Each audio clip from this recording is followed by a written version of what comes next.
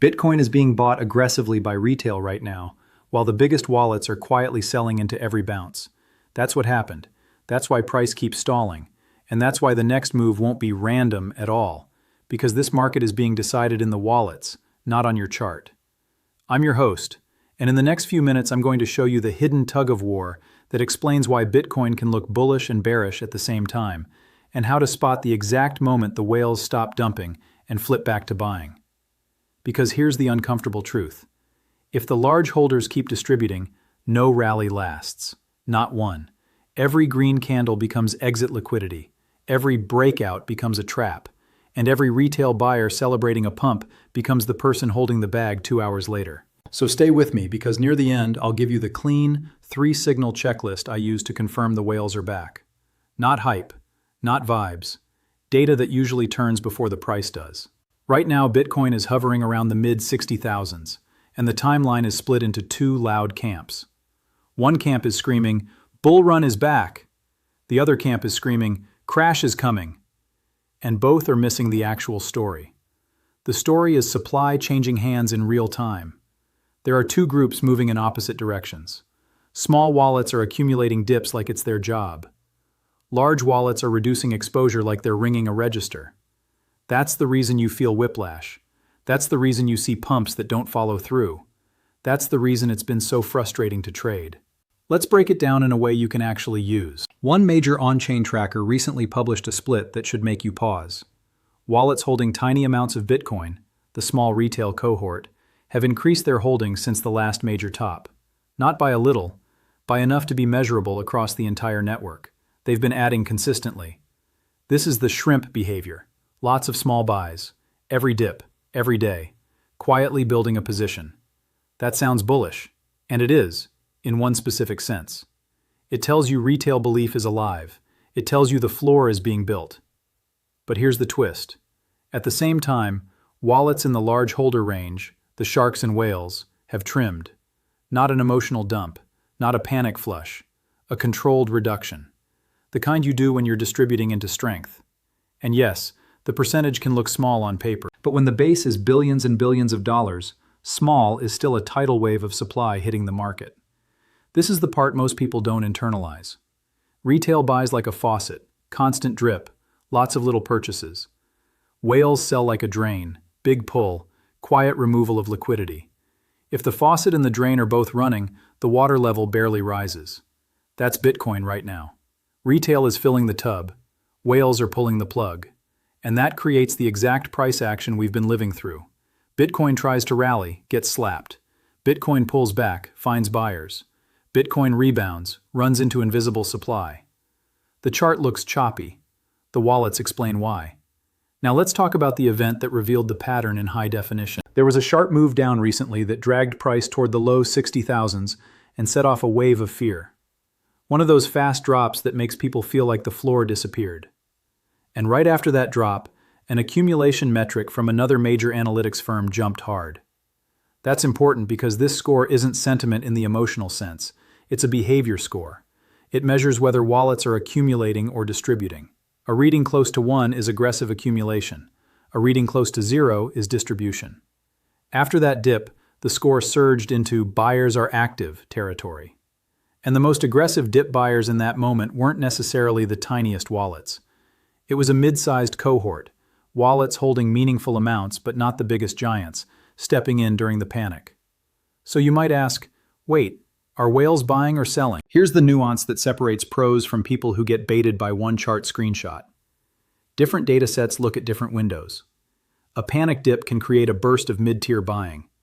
But over the full period from the prior peak to now, the broader large holder group can still be net sellers.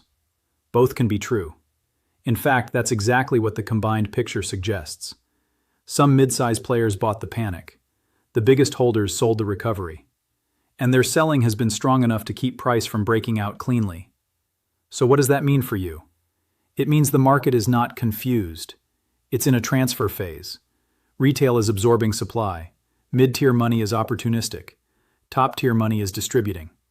And the next big move depends on one thing. When the biggest wallets stop selling. Not when Twitter gets bullish, not when a headline drops, not when your favorite indicator flashes green. when the sell-side pressure from large holders fades, because market structure is just math. If a small number of wallets control a large portion of supply, their behavior determines trend. This isn't a conspiracy. It's ownership concentration. When big holders buy, they overwhelm available liquidity and price grinds up, then rips. When big holders sell, they cap every rally until buyers are exhausted. This is why retail enthusiasm alone has never created a lasting Bitcoin bull trend in history. Retail can build a base. Retail cannot overpower whales for long. It's like trying to push a freight train with a bicycle. So zoom out for a second. Why is this moment extra important? Because we are in a post-halving environment. Halvings reduce new supply issuance. That's the structural ingredient that has historically set the stage for major upside over the following months. But here's the part most people forget. Halving cycles are not straight lines. They are messy. They include sharp corrections. They include false starts. They include drawdowns that break the confidence of the majority right before the next leg up. So the real question isn't, is this bullish long term? The real question is, where are we inside the cycle? Are we in a distribution phase after a major high? Or are we in a mid-cycle reset before another push? And the answer is hidden in what the whales do next. If this is a reset, the large holders eventually stop distributing and begin accumulating again. Not in one day. Not in one candle. Gradually, then suddenly. First the selling pressure slows, then balances flatten. Then they start rising. And only after that does price explode. By the time retail sees it in the chart, the move is already underway. This is why on-chain matters. On-chain is the footprint before the headline. On-chain is the behavior before the breakout. And right now, the footprint is telling you something uncomfortable. Retail is optimistic. Whales are not done selling. Yet. Now let's talk about the hidden bullish part that people miss because it's not exciting. Retail accumulation is not useless. Every time a whale sells, someone has to buy. If retail is buying, that means distribution is being absorbed. Supply is being redistributed into smaller wallets. That process is slow, boring, and powerful. It's how floors are built. It's how weak hands become strong hands over time. But here's the cliffhanger. Floors prevent crashes. Floors do not create liftoff. Liftoff requires a new wave of large demand. That demand can come from a few places. It can come from the biggest whales flipping back to accumulation. It can come from sustained ETF inflows increasing. It can come from macro tailwinds that push big money to re-risk. It can come from institutions deciding the correction is done. But it has to be large. Because Bitcoin doesn't move on opinions. Bitcoin moves when size commits. So if you've been wondering, why can't we just rally already? Now you know. Because the drain is still open. And until the drain closes, the faucet can run all day and the tub won't fill. Now let's make this practical. You don't need to guess. You don't need to predict. You need to watch for a flip. A flip in the behavior of large holders. A flip that shows up in 3 specific places. And when those 3 align, you'll usually see the move begin within weeks, not months. Here's the first signal. Track the balance trend for the large holder cohort, the broad range of wallets that represent whales and heavy hitters. If that line has been declining for months, that's distribution. You're watching big money lighten exposure. When that line stops falling and starts rising, even modestly, and holds that rise for multiple weeks, that is the earliest whales are reloading clue you can get. Not a spike, not a one-day anomaly, a sustained turn. Because whales don't buy with market orders in 1 hour. They scale in. They build. They accumulate quietly so they don't move the price against themselves. So you're not looking for fireworks. You're looking for a trend change. Here's the second signal. Watch the accumulation trend score, but watch it correctly. A single spike during a panic dip is interesting, but not enough. You want to see the score stay elevated during normal conditions. That means accumulation isn't just bargain hunting for 48 hours. It means the market has moved into a broader accumulation regime. When that score holds strong for a sustained period, it tells you a lot of wallets are adding, not distributing. And in a post-halving environment, that's the kind of structural setup that can turn sideways action into a real trend. Here's the third signal. Exchange flows. This one is brutally simple. When big holders are preparing to sell, coins tend to sit on exchanges or flow toward exchanges. When big holders are preparing to hold, they move coins off exchanges into cold storage. So you want to see sustained exchange outflows over weeks, not a one-day blip, not a single headline-driven movement, a persistent pattern of net outflows.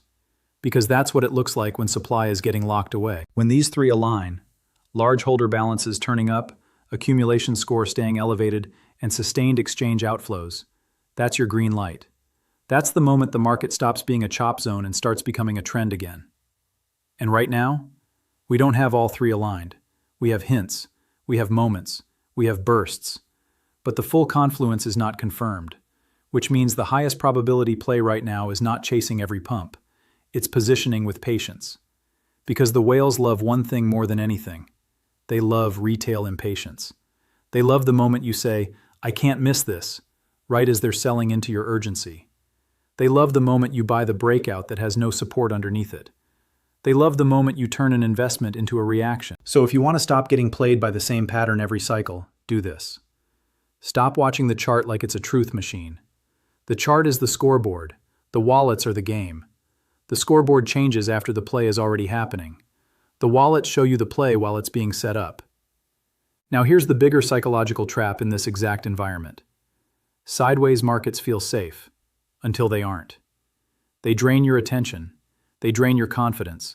They lure you into overtrading. They condition you to expect failure. So the moment the real move starts, you hesitate. That hesitation is expensive. Because when whales flip from distributing to accumulating, the first move is usually violent. It's designed to leave people behind. And that's why the signal matters. You're not trying to time the exact bottom. You're trying to avoid being exit liquidity. You're trying to enter when structure shifts. And the structure shifts when whales stop selling. Let me ask you something, and answer honestly. Do you think whales are distributing because they believe the cycle is over, or because they're taking profit now to reload lower? Drop your take in the comments, because your answer reveals how you're going to behave on the next dip. And here's a second question that matters even more. If those three signals turn green at the same time, would you act quickly, or would you wait for the price to confirm and risk buying much higher? Tell me in the comments which one you are, because being aware of your own delay is the first step to fixing it. Now let's tie everything together, cleanly. Bitcoin's current price level is not the story. The story is that retail is building a foundation. The story is that large holders have been distributing into strength. The story is that mid-tier players showed up during fear, but the biggest fish still haven't fully flipped. And that means this market is a setup, not a conclusion. It's a compressed spring, with someone's foot still on it. When that foot lifts, the move will be fast. But until it lifts, you need to treat pumps as potential traps. You need to avoid emotional entries. You need to watch the wallet behavior, not the noise. Because the next major leg is going to feel sudden to the people staring at candles. And it will feel obvious to the people tracking flows. That's the difference. If you got value from this breakdown, and you want more analysis like this, simple, direct, no fluff, hit subscribe. Short, one click, and you'll catch the next update when the whale signals actually flip. And remember the rule. Retail can build the floor. Whales decide the ceiling. When the drain closes, the tub fills fast. Keep your eyes on the wallets.